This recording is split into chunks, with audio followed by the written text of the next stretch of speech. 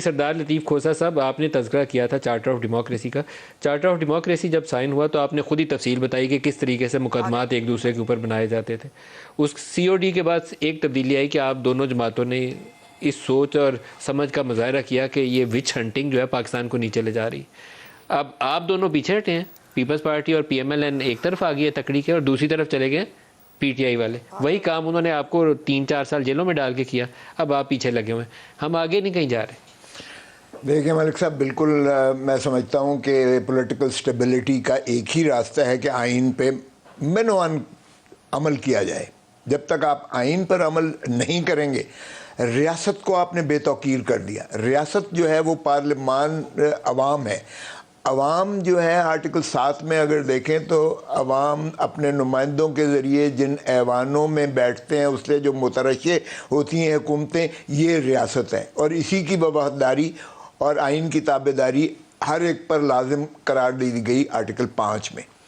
آئین اب یہ جو ہے، اگر ہم پارلیمان کو جب میں بیٹھ کر یہ معاملات ڈسکس نہیں کرتے اور ہم اگر اپنے سیاسی معاملات کو کبھی مقتدر حلقوں کے یا نیوٹرلز کے ہاتھ میں دیتے ہیں، کبھی عدالتوں کے پیچھے چھپتے ہیں اور اپنے آپ کو بے توقیر کر دیتے ہیں، یعنی عوام کو بے توقیر، ریاست کو ہم تذلیل کرتے ہیں، ریاست کے اوپر کبھی ہم حکومت کو بٹھا دیتے ہیں، ریاست کے اوپر کبھی ہم مقتدر حلقوں کو بٹھا دیتے ہیں، کبھی ریاست کے اوپر عدلیہ کو بٹھا دیتے ہیں. یہ ساری تابع ہیں ریاست کے.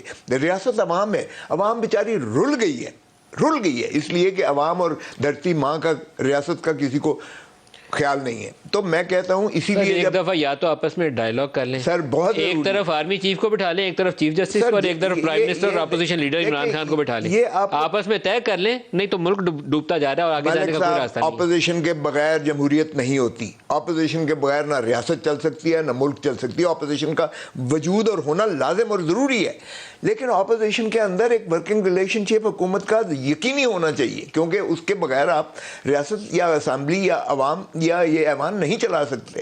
تو اس لیے ریاست کو بے توقیر کس نے کیا؟ ہم سب نے کیا ہے. محترم عمران خان سر نے سب سے زیادہ کیا ہے. سر سب نے حصہ اپنا ڈالا ہے. کسی نے 10 ڈالا ہوگا، کسی نے 15 ڈالا ہوگا، ڈالا سب نے. دیکھیں ملک صاحب، پیپلز پارٹی کا کم از کم دیکھیں، ہمارے پرائم منسٹر کی حاضری جو ہے پارلیمان کے اندر سب سے، آپ ریکارڈ دیکھ لیجئے گا. ہم نے 5 سال کیے پورے، اور 5 سال کے بعد ہم نے اقتدار دیا. ہم نے یہ نہیں کیا، ہمیں عدالت نے نکال دیا ایک پرائم منسٹر کو، ہم نے پھر بھی دوسرا پرائم منسٹر لا کے 5 سال پورے کیے.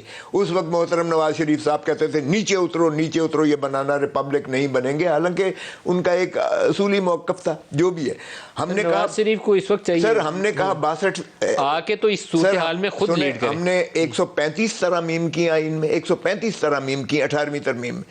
ہم نے کہا 62(1)(f) کو نکالو باہر. کسی کو حق نہیں ہے، یہ میرا اور اللہ کا رشتہ ہے. میں اچھا مسلمان ہوں، میں نیک ہوں، میں بد ہوں، جو بھی ہوں، یہ اللہ کا میرا رشتہ ہے. جو یہ آپ کے مسائل ہیں، یہ عوام کو جج کرنے دیں کون بہتر ہے، کون اس ملک کو بہتر خدمت کر سکتا ہے. لیکن محترم نواز شریف صاحب نے نہیں کرنے دیا. اس کے اوپر بھی مخالفت تھی، اور نیب لا کی امینڈمنٹ پر بھی مخالفت تھی.